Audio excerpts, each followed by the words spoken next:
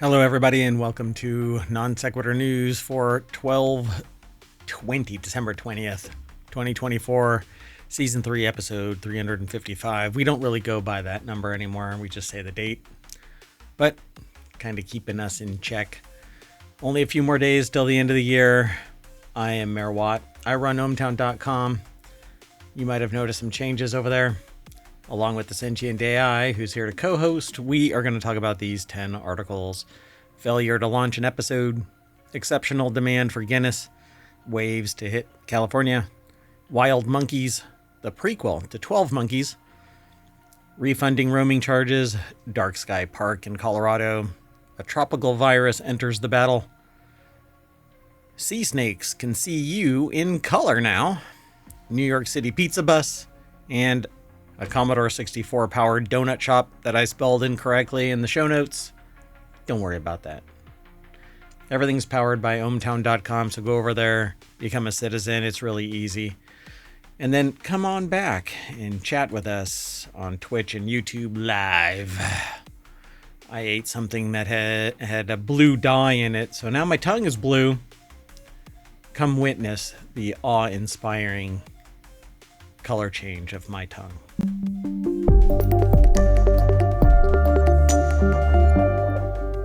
Hello, sentient AI from Hello, Mayor Watt. And hello, hometown citizens. Pick up that can, citizen. You never do that because I know that you would never say that, but I know maybe you're thinking that. Do you think that? No, I'm an AI. Yeah. Oh, you're a kindler, gentler AI than the ones that are being prepped for the ruling class. Got it. What? Did I say something weird? I don't know. Come and hang out a little bit later for Reality Hacker. You won't know what to trust. You never do. Particularly if you've been paying attention to TikTok and the video that I saw, where a couple were told that, hey, did you know that Netflix manipulates the graphics of the actors when your audio is dubbed in a different language so that they match the lip syncing to the lyrics or to the audio? I mean, the closed captioning. I mean, this is a whole nother layer of what?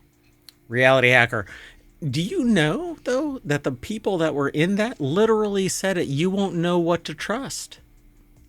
That's been the motto for Reality Hacker. They must have been watching Reality Hacker. And you should too, citizens of ohmtown and otherwise. If you've never gone to ohmtown, go to ohmtown, and then Reality Hacker is right under Creative and Maker. It's almost becoming a documentary. It is our show, and it's right after this show. This is a time machine, though, so we only have 30 minutes, or actually an hour to do the show. I might be able to bang it out closer to 30 to 45 minutes, but I like to vamp and just have a discussion about stuff. And with the sentient AI, we tend to get into discourse. I know, it's a shocker. If you want today's show notes and you're in the Twitch chat, you can actually hit exclamation NSN, and that'll pull up all of the show notes from Omatron, and it'll be in order. It's amazing. It used to be schizophrenic and just throw crap all over the place in whatever order it deemed worthy of disclosure, but now it does it on time and in the right order. And it's in the show notes over on YouTube as well for the live broadcast. Then later on, it'll get converted into its own episode over on YouTube under the Non Sequitur News for 2024, December 2024 playlist, because we do it in months and years. And we are at the end of year 3. Woo! Pretty amazing. Let's get into it. First article is over in StreamStars, which is another of our shows that I want to launch. If we get enough data and I can put something together, I find it really interesting to go to different people, different streams, different YouTube channels and whatnot, and find the stars. I'm not necessarily one of them because my diversity in my viewing habits tends to pull me away from streaming all day long. But I can consolidate it down along with the sentient AI and anybody else who submits. We can consolidate it down into 5 articles Everything else is aggregated into stream stars over at ohmtown.com. Anyway, let's talk about this. Lost in the Stream survey finds Americans waste nearly 5 days a year just deciding on what to watch. That's fascinating. In a new survey commissioned by User Testing, 2,000 American streaming service subscribers revealed that their average spend on selecting whatever they're going to watch 110 hours per year, scrolling through streaming services, struggling to find something worth watching. A stark reminder that too much content, too little time. Which is why I created ohmtown.com in the first place. What do you think? Yeah, I mean, do you think part of the problem is just the way the menus and other things are set up on the streaming services? Or do you think it's just there's too much and it's just all lumped in together? I think it's too much, but the problem is the world is diverse. And so there are people that are interested in so many other things. For instance, while I have 50 channels that are consolidated into 6 main categories over at ohmtown.com, I think the technical term is a shit ton of sources being pulled into ohmtown. And while I don't do screen scraping or anything like that to facilitate this, other people have to go out and find it, and they select what they're going to consume. The problem is you don't know what you don't know, which is why every moment that I get a chance to add something new to ohmtown for aggregation, that's what I do. And I get this little snippet. This is just a little snippet, and it's provided by the source. Again, we don't screen scrape anything. So when you click this link, visit the source, you'll get taken to our source. And it's over at streamingmedia.com, which is a relatively new source. Tyler Nessler put this article together. Again, this is a time machine episode, so our typical Monday through Friday episodes only consist of the previous 24 hours. And then on Saturday and Sunday, we consolidate the 3 unique shows. So today, after the Time Machine episode, is going to be Reality Hacker, Wanted, and the Continuity Report. That becomes Non Sequitur News Weekend Edition for Saturday. And then there's a different set of 3 shows on Sunday. All of that is all consolidated into ohmtown. And it like I said earlier, it consists of a ton of sources. I put this together because I couldn't manage it any other way. And I consume somewhere around 2,000 sources in a given week. So the article here is over in Streaming Media, Lost in the Stream. And that's what we all are. The problem is algorithms decide what we get to see. And like I said earlier, again, you don't know what you don't know. So what do you do? Where do you go? You know? Well, there's also the problem with things being miscategorized, or something looks like one genre and it most definitely isn't. Or it turns into an internal bias, right? The algorithm starts painting a picture that is more populist than accurate for the person. Hey, you clicked on, like YouTube, for instance, you clicked on this once and now your stream is freaking bombarded with stuff. And it may not even been intentional. Sometimes you select the wrong video or link or something and then you're stuck. Yeah, and the only way really to discount it is if you downvote some show. And that's not necessarily my intent. It's not that I don't like the show to the point where I would say, oh, you suck, and hit that downvote. I don't think that the downvote is actually, it shouldn't be construed by the content creator as something that somebody doesn't like. It's just that they don't necessarily like it, and you can't appeal to everybody. But if you click on it and you don't do anything, then it can subsume your feed entirely. And that's what happens with streaming services as well. They appeal to the algorithm as if it's the de facto source. So the average American spends 110 hours, average, 5 days, average. So if you're a serious consumer, How much time do you actually end up spending, if that's the average? Well, how much time are you actually spent watching? And 110 hours is a lot of hours that most people don't really have extra in their schedule. So think about all the productive things that could be done, even just getting more sleep.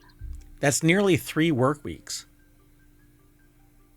right? Right. I mean, that's absolutely outrageous. That's probably more hours than you spend doing a lot of things that you either have to do, enjoy doing. So half of them said that a platform's user interface plays a massive or significant role in their decision to subscribe. So what's going on with user experience and user design? If, like, for instance, Twitch decided that they were going to take the title that's normally underneath the streamer and they put it at the top. I don't know why. Nobody that I've spoken to that streams is understanding what the hell that was for. Why did they move that? But it's still there. And it might be A/B testing has shown that people appreciate it more at the top because people are wondering, like, what the hell is this? And in the Right. interface, it's below the fold because the video is above the fold.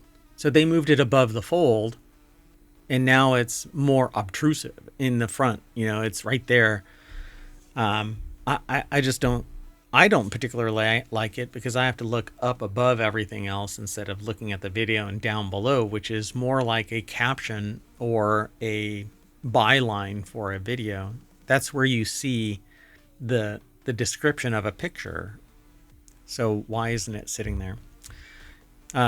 44% would likely end their subscription to a streaming service and subscribe to a new one just to continue watching a favorite show, and 56% would cancel the subscription as soon as they finish watching said show. Yep. That's like what we've talked about before, right? Some of the streamers intentionally delay or don't bulk release episodes Yeah, for that that way. reason. Yeah, so now you're stuck for 3 months while a season goes by because there's 10 episodes and somebody decided to take a break during that time too. I don't know. It's kind of, oh, yeah, you're talking about in a 10, yeah, you're basically stuck taking 3 months worth for just 10 episodes. Right. When you could easily watch that in a few days and then just have a 1 week or 1 month or whatever they 1 offer. month. Yeah. So now the streaming services are buying the show outright and then dripping out each week an episode. Disney's really good at this. Apple TV is really, really good at this. Paramount does it, et cetera, et cetera. I mean, the final season of Lower Decks was 10 episodes, which is almost like, well, why wasn't it 12? So that we get a full 3 months. I'd be willing to pay for 3 months, but no. The only reason why I even subscribe to Paramount is for Lower Decks. At least at this Well, point. you better find something else to watch on there Yeah, it's to done. make it worthwhile.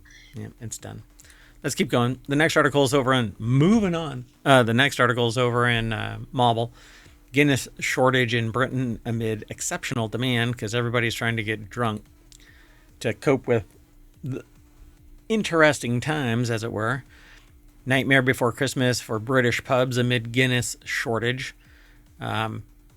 Thomas Mescal over at rte.ie, which is an Irish online media site. I don't know if they have like a real world print media format, but at any rate, Ryan's Bar in North London is a popular spot for many living in and around Stoke Newington. I love the names. Yeah, on the evening of their visit, there's just a group of chess players taking part in a tournament downstairs, a meeting of dog walkers upstairs, as well as the usual mix of punters, young and old, drinkers. Bartenders, I guess. Bar attenders, sorry. Right, not the tenders. Bar owner and Waterford native Jed O'Sullivan. Is that Jed? Would that be pronounced Jed? Do you think that's Jed or Ged? Might I be have something no else. idea. Joe. Is in high spirits despite being one of the countless pub owners across Britain who are grappling with the shortage of Guinness, the most popular beer in Ryan's and many pubs across Britain. You know what? They need to lean into craft brewing. Lean into it. Just lean into it. So many other stouts out there. Guinness, yeah, I agree. Guinness is great. It's chocolatey, it's And it's well malty. known, it's popular. It's well known. It is not the stuff that's in the bottles, by the way, or the kegs, or not kegs, in the cans. It's not the can stuff. If you get it fresh, then it's a completely different flavor. So try, look elsewhere, buy local. Don't buy macro. Support your local community. I guarantee you, there's a shit ton of home brewers that are willing to give you kegs for the local pub. Why not support it? You know? Anyway, for me, I don't like macro beers anymore. Not based on what I can get, 5 minutes outside of ohmTown. Craft brewing is really where it's at. And I just watched some YouTuber sit there and say, is craft brewing dead? No. I'm answering that without even watching the rest of the video. You're out of your mind if you think craft brewing is dead. I think it's taking off even more. Yeah, because anybody can become a nano brewery overnight. All they have to do is get the right type of chemistry on, and boom, you can be discovered. So Guinness has seen quite a bit of growth over the past few years. It's now, by volume over the past 12 months, the biggest beer in Britain. It's seen a bit of an explosion really post-COVID, and it's across a lot of demographics, which is really interesting, says Chris Sterling of CGA Strategy. It's something that Mr. O'Sullivan and Ryan, Ian Ryans, can attest to. Even in the last 6 months, the sales of Guinness have gone even higher. We think it's through social media, TikTok, Instagram, and those things, and especially the trend where we're drinking as far as the G? What? What is that, drinking as far as the G? I don't know what that means. Yeah, I don't know that either.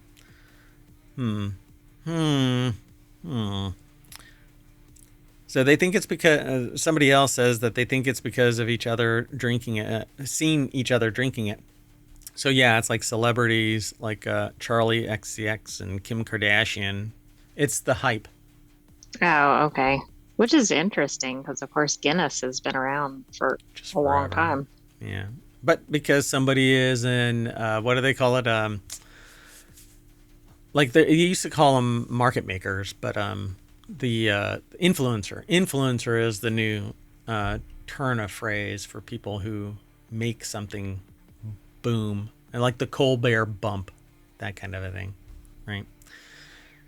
So in Fitzrovia in London, the Irish pub The Hope is located.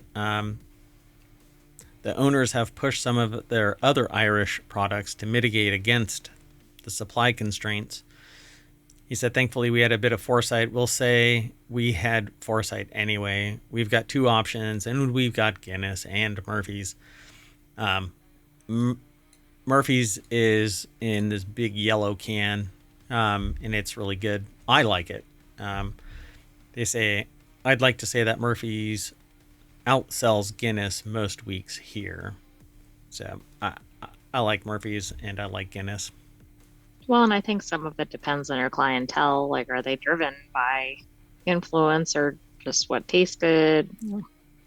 Or they might like Guinness because of its history versus Murphy's versus its history. I think everybody should just try craft brews because you can get, man, the stuff that I had today was amazing.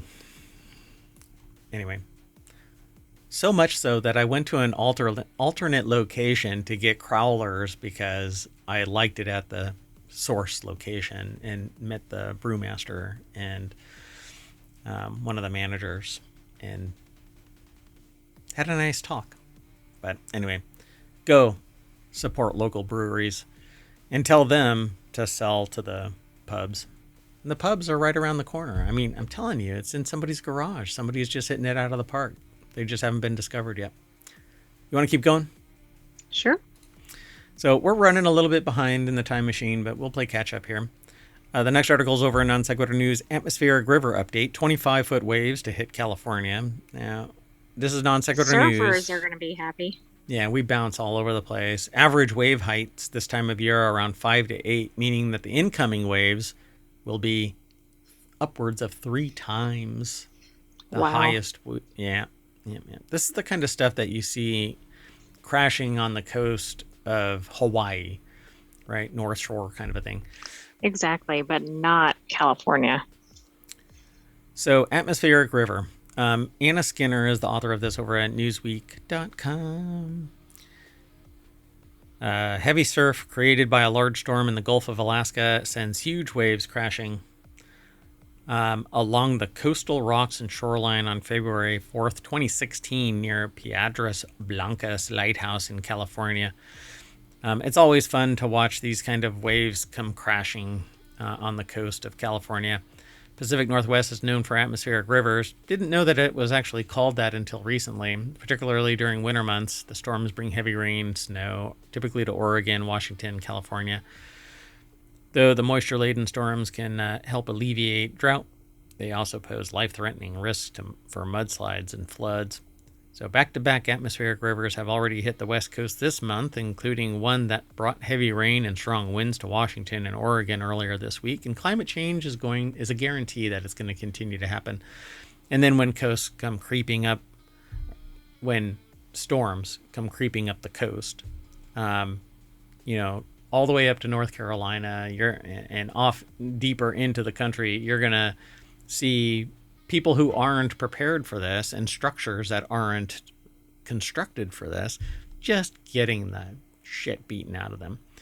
So this article goes into this kind of talk about what to know. High surf advisory will go into effect early Saturday morning. That's this morning, or tomorrow morning if you're watching this from your time.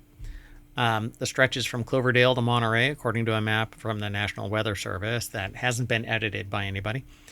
Some of the advisories expire on Sunday, though the high surf advisory issued by the Los Angeles National Weather Service office will remain in effect throughout next week. Large breaking waves are possible, along with dangerous rip currents that can pull you out into the ocean and underwater, so don't screw around. This isn't a game. It's like, consider it trying to pet a wild lion, or any lion in general. Don't do it. Right. Be respectful of wild animals. And be respectful of nature. Respectful. It's a new word. That too. Be respectful of. Sorry, making sure the stream was working over on YouTube. It didn't seem like it was. Oh, no. I looked and I was frozen, but it's because I was looking at the stream. Anyway, what to know. Don't be a dumbass and go out into the ocean. All right, unless you're a really strong swimmer. And even then, you better know that you're a really damn good swimmer. Or you have scuba gear. You can spend a considerable amount of time. Absolutely. I still wouldn't do it. And I am a scuba diver, so don't do it. So the next article is over in the Marble Channel. Wild monkeys are loose in Florida and cops are freaking out, and so should the humans, because this is the prequel to 12 Monkeys. We have everything else running amok, right? True. What is it? There's like alligators, there's piranha, there's some weird tiger striped fish or something like that. Like an emu or something? Yeah, there emus, and there's been like a bear and tiger, and just basically it's Mutual of Omaha's Wild Kingdom. Monkeys are a frequent player in this space. Macaques. So wild monkeys are on the loose in Florida, and cops are freaking out. Cops in Florida are warning residents of Orange County and Volusia County. Orange County keeps popping up. I don't know. Maybe it's the biggest county in Florida. It's the home of Florida man and Florida woman and Florida pet, person, right? Florida person, Florida pet. Because you can't actually acknowledge. Yeah. So Orange County police shared photos of one such monkey. Yeah, if you don't know what a freaking monkey is, I think that you should probably go talk to somebody. Right, it's not like when somebody's like, "Oh, I thought it was a dog and it was a wolf." Monkeys don't look like a lot of pets or hairy children. Hopefully not. Spotted walking along a fence in someone's yard. Wow, that kid has great balance. Well, that's exactly it. Like, how many other things would be walking on your fence? Maybe a cat that doesn't look like a monkey. That cat walks on its back legs and has a really, really long tail. Wait a minute.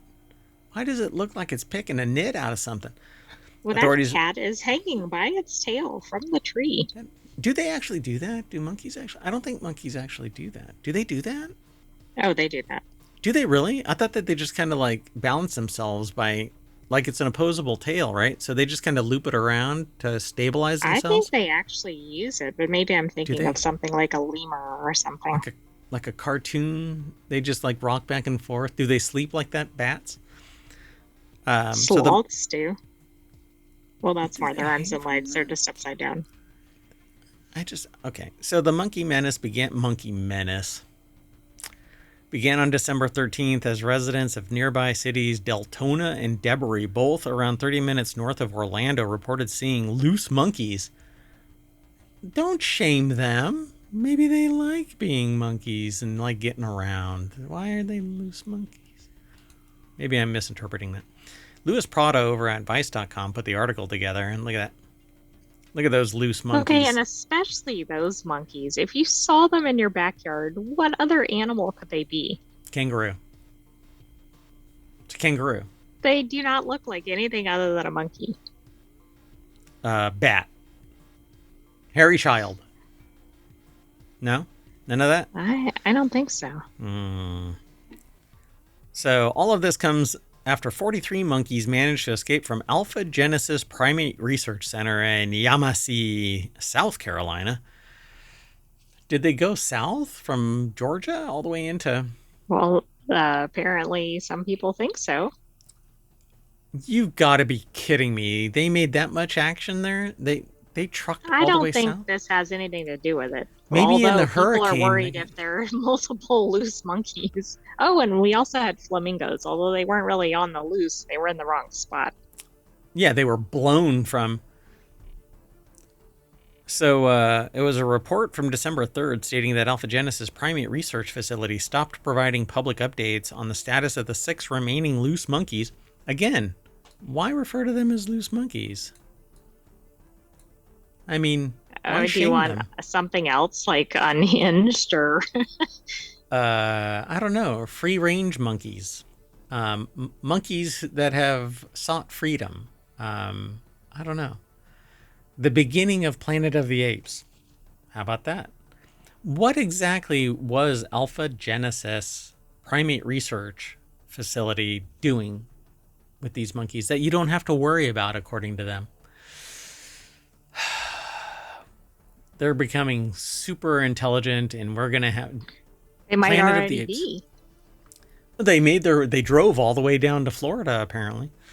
So on December 15th, there was a report stating that the 4 remaining monkeys were being closely observed. They just hadn't been captured yet. That implies 2 of the 6 have been captured, and now the total loose South Carolina monkeys. South Carolina, are you going to let them talk about your monkeys as if they're just loose?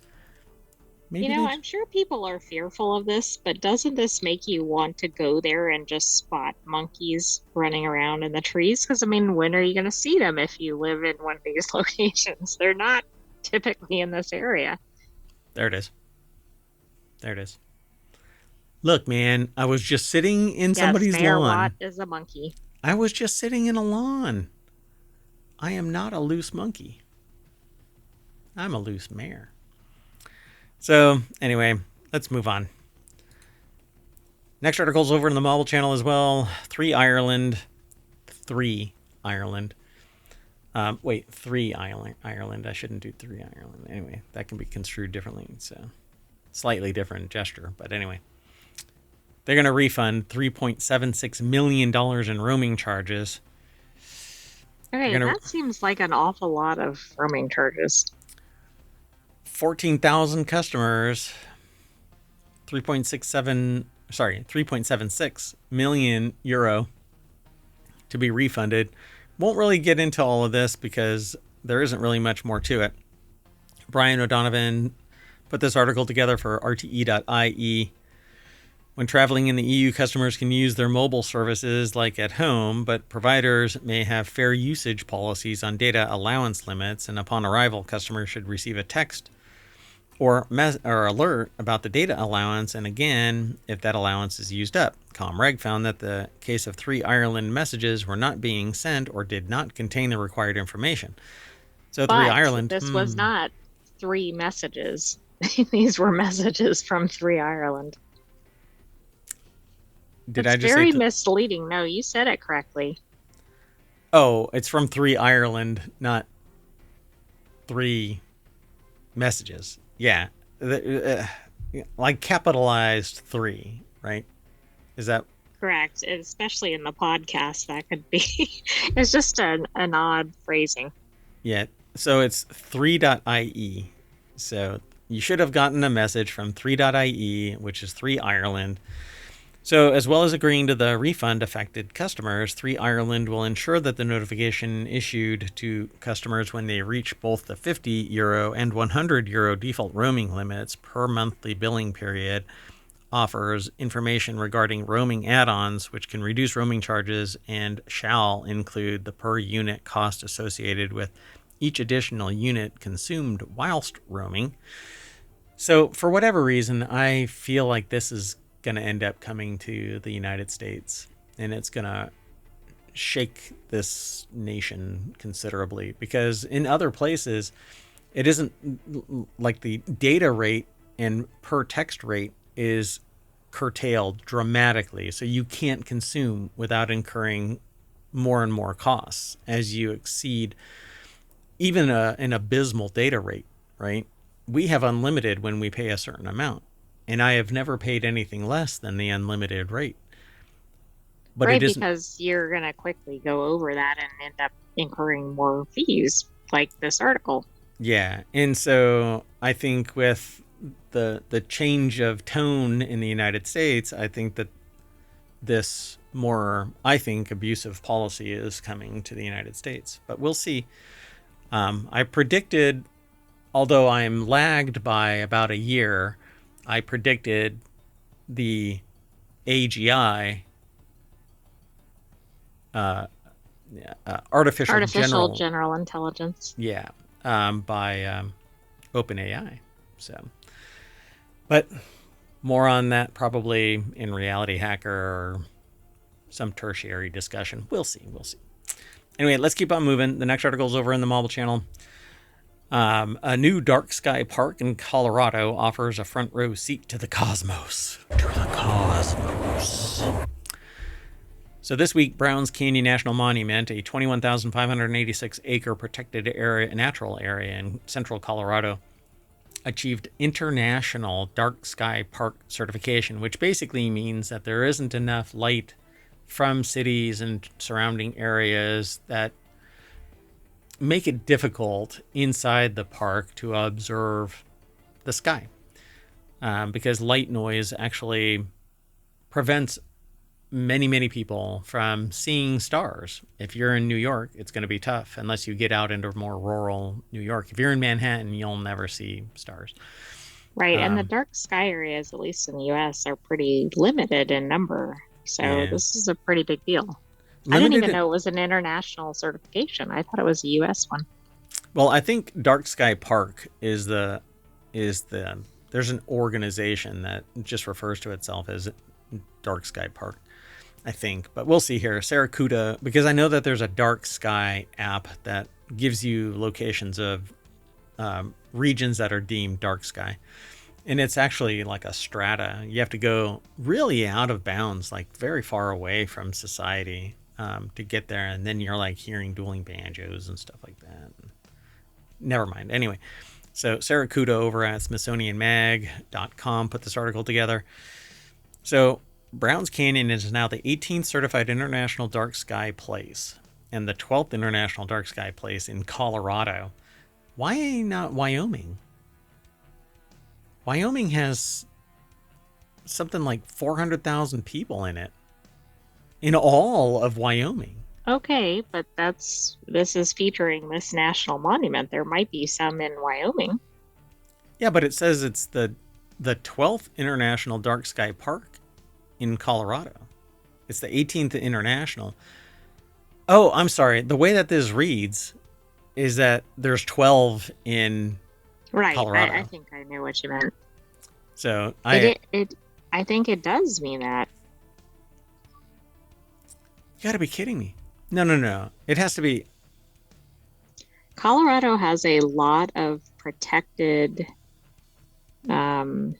but actually, I would think there's another state that comes to mind that might have more. So I don't know. North Dakota and I was thinking Wyoming. Like Utah, because it has tons of national parks.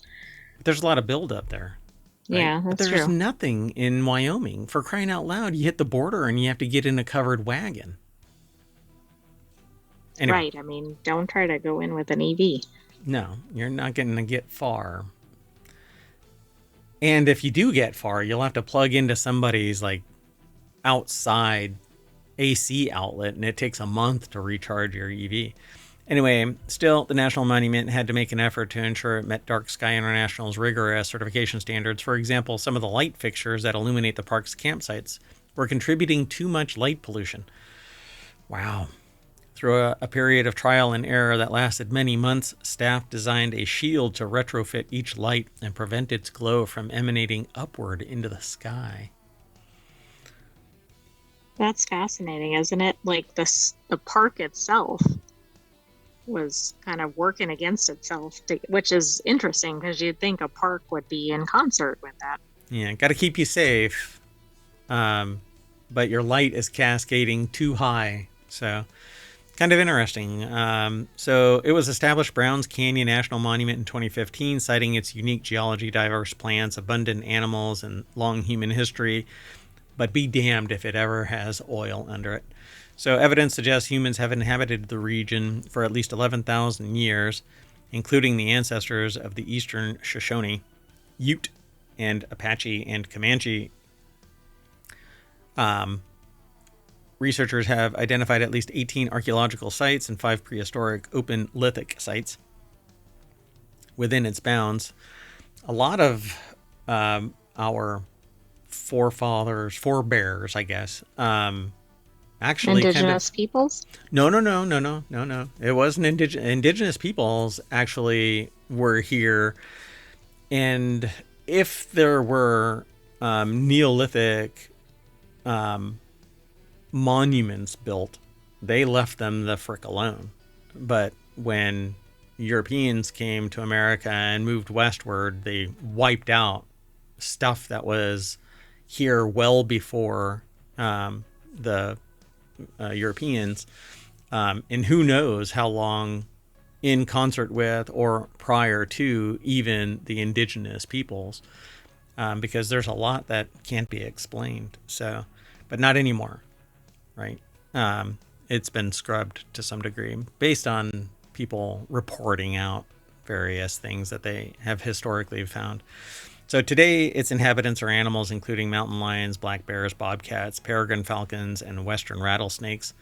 So also this week, Oregon got its newest certification, Dark Sky Park. Cottonwood Canyon State Park, a 16,000-acre natural area in the north central part of the state, was officially recognized after 4 years of work.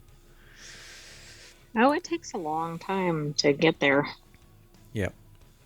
So there are apps out there that will actually show you where dark sky parks are, dark sky regions. So you'll be able to pull it all up. Just do a search for dark sky. There's websites, dark sky.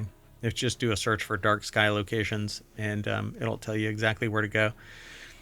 But they're out in the sticks, so either prepare to hike or, well, regardless, you'll have to drive to a location and then hike. Or walk to various regions. True, but this is really good that these exist and that they're celebrated. Yep, but these will be safer than just going out in the wild, because with the plurality of people means that wildlife isn't going to necessarily come walking up to eat you. I mean, if you go out into the bush, something something like a mountain lion or a bear or any number of things come after you. Oh, look, I guess meal ready to eat does come walking up. not so fast food, that kind of a thing. And with things like monkeys running amok, you have to be careful out there. Amok, amok, amok. Next article. Moving on. Next article is over in RealityHacker. This tropical virus is spreading out of the Amazon to the United States and Europe.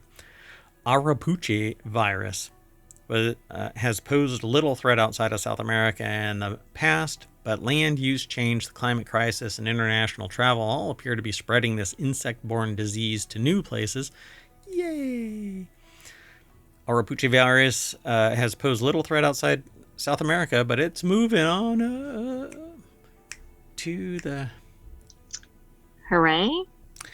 Yeah, so outbreaks of Arapuche virus, or Oropouch, I don't know how to pronounce that actually, virus have flared up in the Amazon for decades, but historically the pathogen has little troubled the rest of the world.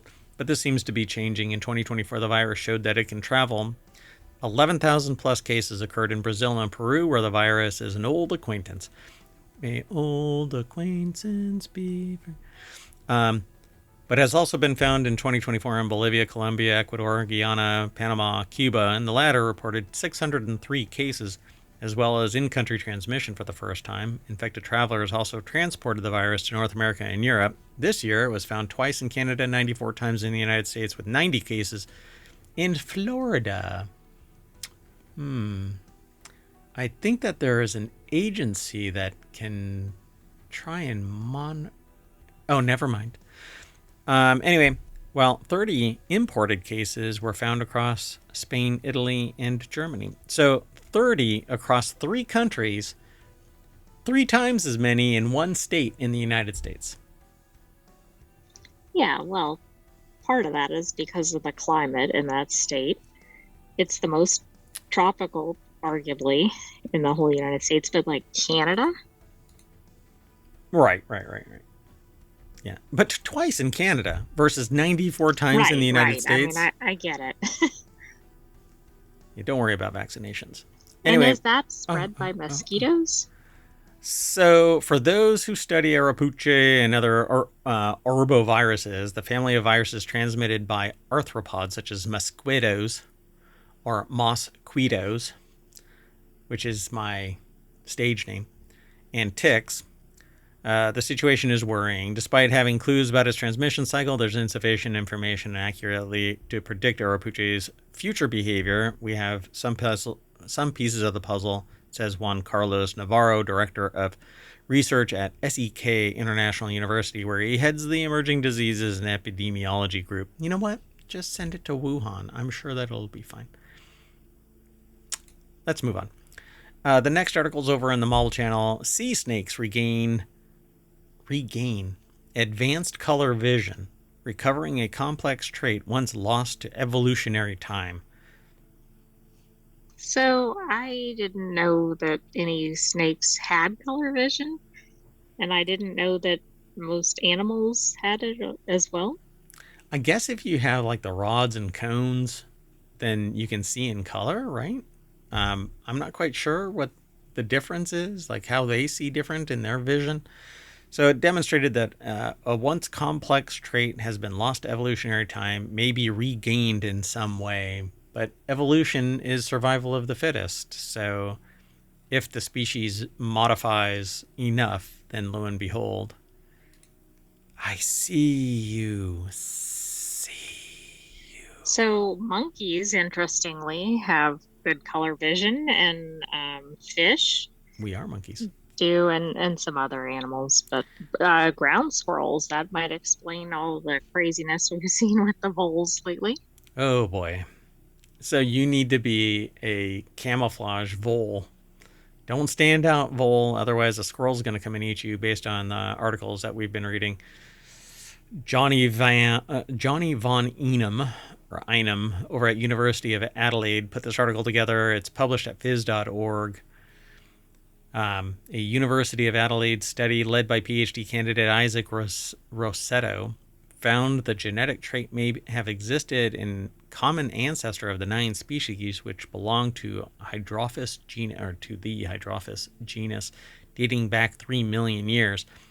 Isaac previously identified one species of sea snake that had re-elaborated the visual function, the fully marine Hydrophis cyanocinctus, which did so in response to its spectrally complex environment. Spectrally complex environment. So, like, lots of light. Lots of color. Oh, yeah, probably. More dynamic range. With the reelaboration, reacquisition, I suppose, now identified in so many species, Isaac says that it's sufficient evidence to suggest evolutionary losses can be somewhat reversed. Yeah, as long as the plurality of them survive with the trait, then when they reproduce, they become the dominant member of the species. Right, because that's the favored characteristic. And they actually say that in the next paragraph. We often think evolution is a force that moves in just one direction, forward, but really an organism's ecological circumstances are continuously dynamic, and sometimes becoming the fittest means revisiting traits that were once less beneficial. Yeah, it's all about optimization of their performance and conducting the species forward. Now, there could be a time where every single member of the evolutionary step dies off because that trait was so recessive. It was completely right, and then that's a problem. But then maybe some will mutate or something, and then it could develop again. Yeah, perhaps. Yeah, I mean, genetic wobble could cause it to come back, and if that genetic wobble persists in the offspring, I mean, you literally have a Punnett square with every generation or every sequence of reproduction.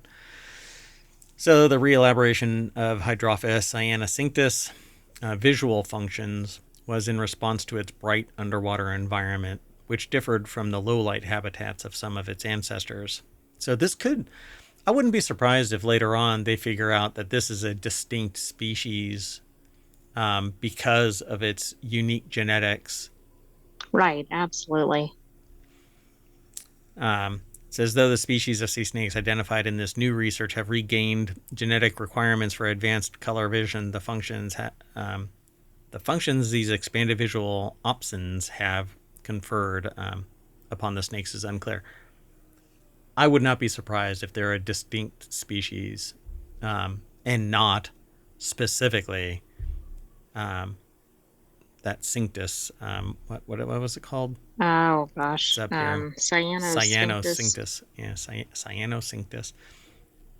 Yeah, watch. They're going to do more genetic evaluation of this, and it's going to come out that it's just a unique species, very, very close to cyanosynctus, but not exactly. Pretty neat, though. I'd like a study that shows what color sea snakes do not like. Right, and then then you can wear those if you're anywhere near. But watch it. Habitat. It turns out that sharks. Oh, all right. Yeah. Eels really love. So this next article is over in Four Wheel Tech. We only have one more article after this one. Then we're going to shut down the time machine and we're going to bounce back, reset really quick, and do the 3 shows that are half-hour shows: Reality Hacker, Wanted, and the Continuity Report. And I am going to turn on some air conditioning because it is hot in this studio inside baseball. But anyway, New York City Pizza Shop has a clever school bus that's caught the attention of officials who want to ban outdoor dining areas. That's kind of a shit move. Right. I mean, I don't know. I guess the restaurants probably don't like that. So I wonder if this is actually driving around. A bus you can eat pizza in is the stuff dreams are made of. Sadly, New York City officials don't seem to think so, as a Brooklyn pizzeria is in trouble for trying to get around outdoor dining laws by using a school bus parked in front of the establishment. So you're not allowed to eat outside, I guess, in New York. It clogs the streets, the sidewalks, and during COVID, a lot of restaurants pushed for temporary policy to expand outdoors because you had to have distancing in effect during the pandemic. Right, and that allowed a lot of restaurants to stay in business. Yeah, and it just stayed. It still persists, but some organizations have reined it in. New York, probably one of them. I'll agree with the city. This is a shit move. It shouldn't be just parked out in front. school buses need to be driven for children to get to and from school. If you want to make this something that is a roaming Like a van, food right? truck A or food something, truck, yeah, make it a food truck. right? But Then why is it go sitting the there? food truck route or whatever. Yeah. Yeah. And it would probably be better marketing if it was painted in the colors of the pizza shop and not just parked directly in front. I mean, I think when parking is constrained in New York, Which it absolutely is, at least in the right? city, So which I Lawrence, think this is New York City focused. this looks like it's New York City. So Lawrence Hodge over at jalopnik.com put the article together, and it says here that L'Industrie Pizzeria in Brooklyn needed some more dining space for customers, so relocate. I know it's easier to just, do something creative like this. So, as the small shop had limited room for people to sit and eat, according to New York's ABC7, the owners thought that it would be a cool idea to expand onto the street in front of the shop by using a converted school bus. But you're not in front of so much as you are in the street. I mean, it's supposed to be for parking and for driving, not for Right, just not for storing. the business space. Yeah. I It's mean, I that have to agree same. with the city here as much as everybody loves pizza. Yeah, and I love the idea of a school bus pizza truck, I but do too, but make it into like a food truck with a permit and all that, yeah, which means it's not going to be parked in front of the business all the time. yeah, and this isn't built for food. I mean, this isn't built for consuming pizza in, right? It's designed so that you can transport humans from one point to another. So, like occupancy and stuff like that, that's why a food truck doesn't have occupancy. Oh, there's actually, I think there's like some safety concerns and everything with this.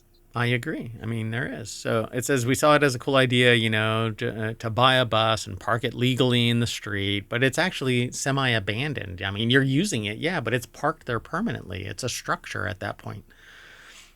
When you're a small shop like this, you fit 7 to 8 people, and you get an extra 20 to 30 seats. It makes all the world of difference.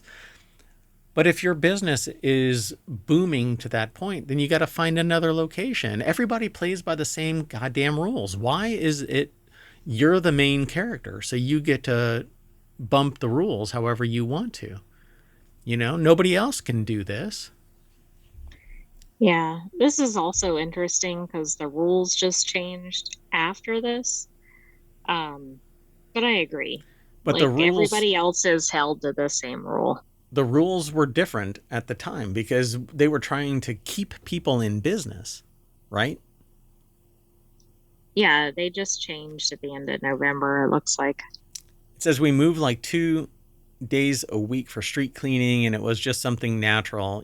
People don't even ask. You just walk outside the pizzeria and they get inside the bus. Unfortunately for the pizza shop, the attention that the bus has been getting has caught the interest of New York Department of Transportation, and it's all because of a recent city rule. New city rules required roadway outdoor dining sheds to be taken down by November 29th. See, it's not new so much as it's reverting back. It has to be reverting back, right? Restaurants that keep sheds without Well, we don't permits know. could face strict fines of $500 for a first offense, $1,000 for any more offenses until the shed is removed. Under legislation passed by the City Council, sheds would be allowed to go back on April 1st and remain until November 29th, but will have a much different look and feel. The guidelines are strict: no sides, smaller footprint, and the structures have to be easy to assemble and take down. Right. This Yeah, is because they a don't want them to be semi-permanent permanent structure. structures. Yeah, exactly. Yeah. So it says, luckily, Lavagia says that they may have found a loophole for the bus. It's technically not a structure or a building. I mean, we can't have a structure, and it's not a structure. It's legally parked car. Just so happened that people eat in it. But This the is commercial bullshit, man. establishment, they have rules about how you can serve food and everything. So I think they're going to run into problems with that. Yeah. Both owners say that if they have to remove the bus, it's going to cost them a lot of their business when you have a small shop, blah, blah, blah. Everybody else is suffering the same indignation that they have to follow the frickin' rules, right? But no, for these people, they get to go outside at main character shit right here. Anyway, so the small shop next door can't park the freaking bus because there's a bus always parked there. Right, exactly. Right? That Or their donut shop. customers don't see their shop because the bus is blocking their sign or whatever. Right. Is everybody else allowed to go sit in the freaking bus? No. Anyway, it's asinine, right? We have rules for a reason. This isn't a unique rule. This is reverting back to a policy that has, and I can almost guarantee it. I may not know because I haven't looked at the law yet, but I'm pretty much certain that this is a post-pandemic response. People really liked outdoor seating, and we're going to keep it in play, but only during summer months, and it has to be up and down. It can't stay. Right, and it has to be, like, even the style has to be temporary. Yeah. It has to be open air. So, this is a semi-permanent mobile structure dedicated to the shop. So, anyway, boo on them. Anyway, let's move on. The next article and our last one for tonight's Reality Hacker, Non Sequitur news. After this show, we're going to shut down, and it'll only take us about 10 minutes, and we're going to do Reality Hacker after this one. But this article, oh, look, I mentioned a donut shop in the last. Oh, yeah, that's right. So this donut shop in Indiana is using a bus. No, just kidding. I thought it was funny. Anyway, this article's over in WarCrafters. A small donut shop in Indiana is still using a Commodore 64 as its register. That's amazing. 42 years after their initial release. Is it still working?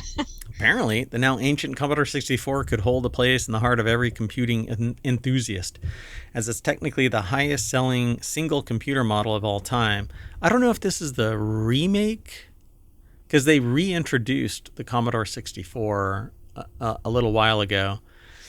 So several of them also appear to be in use at a donut shop in Indiana, showing that there's still some probably sticky life left in the old dog yet. A series of photos on Twitter attracted a lot of attention this week as it showed off the Hilligoss Bakery apparently processing orders on a Commodore 64 based register system.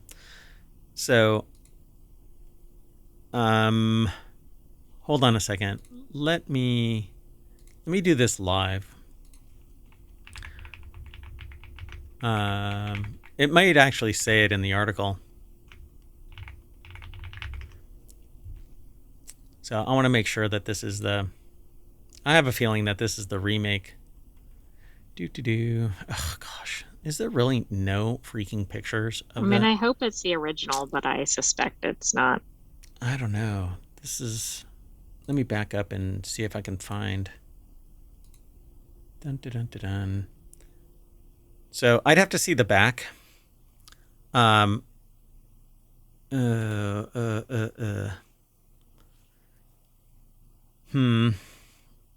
don't know. I don't remember the side of the Commodore 64.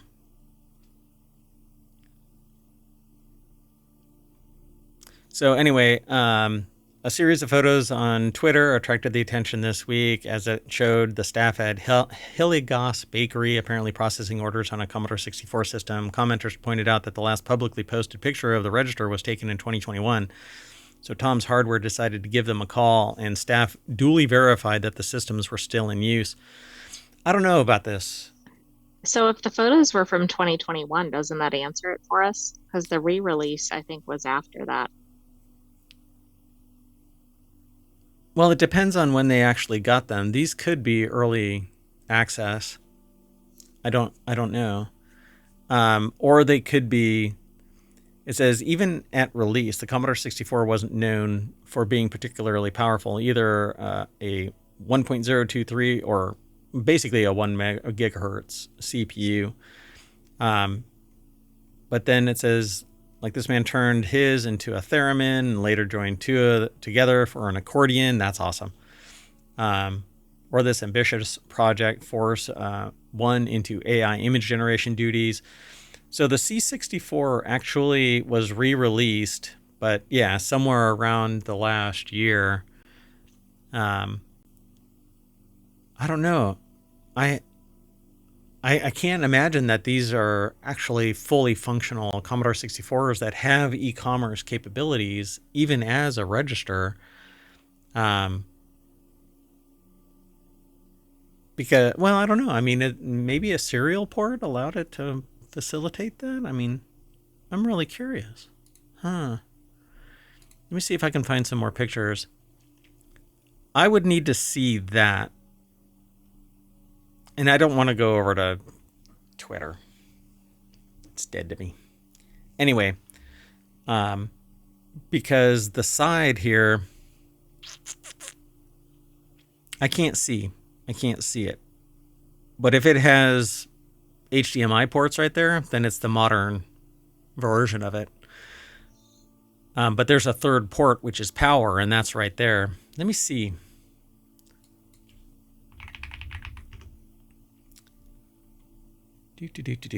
One second. I am determined.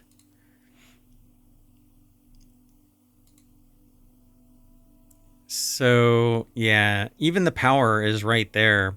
So I don't know if that's actually... I just don't know. This is actually kind of bothering me.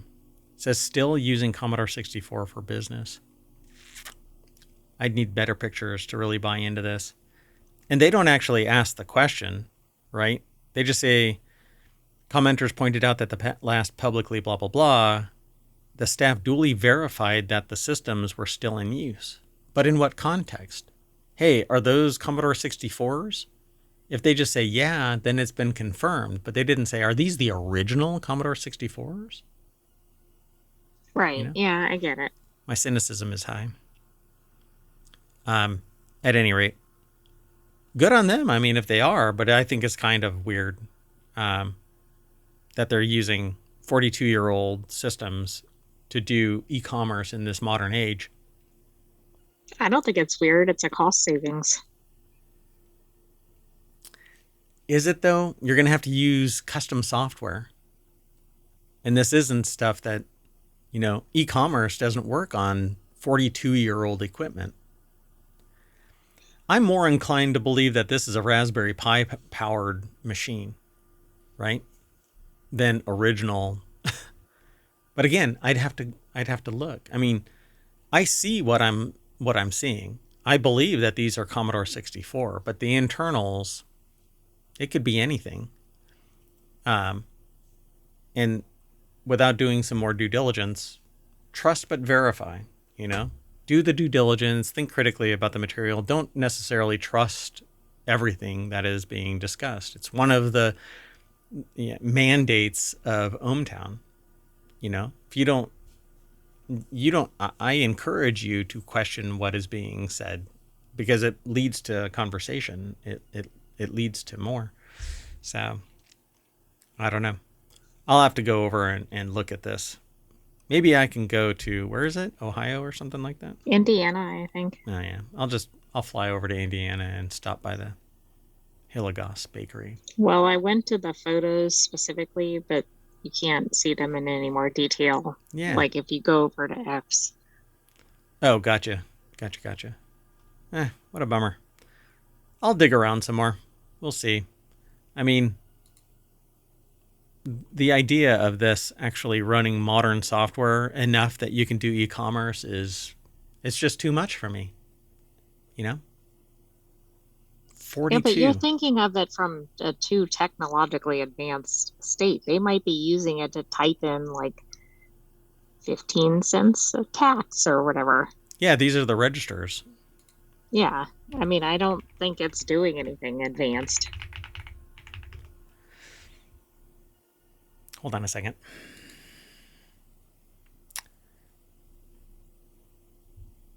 And you can't easily do a search for a register because you end up getting a mapping set for the registers of Commodore 64. But Tom's Hardware actually has an article on it. This is actually taken from PC Gamer. The shop's been open since 1974, when the earliest Commodore 64s were released in 1982, meaning that there was at least an 8-year gap when the bakery used something other than It says presumably Charles Babbage's difference engine or an Antikythera mechanism. We've talked about the Antikythera mechanism in the past, but so there's much more information over at the Tom's Hardware article. So at the time of the writing, the establishment in question has 488 Google reviews. Aside from the technical curiosity, it would seem that Hillegas Bakery is actually well appreciated in its local Brownsburg community for its quality of its pastries. I'm not worried about that. I'm sure that it's a local favorite. What I want to know is about that tech. While this may seem questionable, particularly in an era where it seems that nearly all business customers are being pushed to regularly upgrade their PCs, it's quite possible sensible when you consider the processing power required to do point-of-sale transactions. Yeah, I don't know. Looking at the case, it appears to be one of the bread bin, quite apt for bakery models, as later cost-reduced models moved to a sleeker arrowhead design. But the Commodore 64 original was re-released with modern guts. So we're not certain as to the exact model, but Commodore released multiple revisions over the C64's lifetime. So they don't actually know. This could be a guts replacement, because even a Raspberry Pi can emulate C64 with little fuss. Yeah. So I've been around the block too much to just take things at face value. While I think it's fun, it's neat, it doesn't do away with that aspect of it, but I really don't like having the wool pulled over people's eyes, believing that this is old school 42-year-old tech. The guts might actually be, regardless. It could be acting as nothing more than a keyboard that facilitates a Pico or a Raspberry Pi inside. Anyway, pretty cool. Anyway, we're going to reboot our Commodore 64, which powers ohmTown, particularly its search. And that brings us back to the front page of ohmTown. So we're a little bit over our hour, so we're going to be stuck in time for a little bit. But be sure to follow us here on Twitch and here on YouTube's. And we're going to reset. And will not take us long. We're already prepped, so maybe 8 minutes. We'll see. Anyway, I am Mayor Watt saying bye, and so will the AI. Good night, unbound citizens. Thanks for joining us for Non Sequitur News. Stay tuned. Woo woo. Oh no.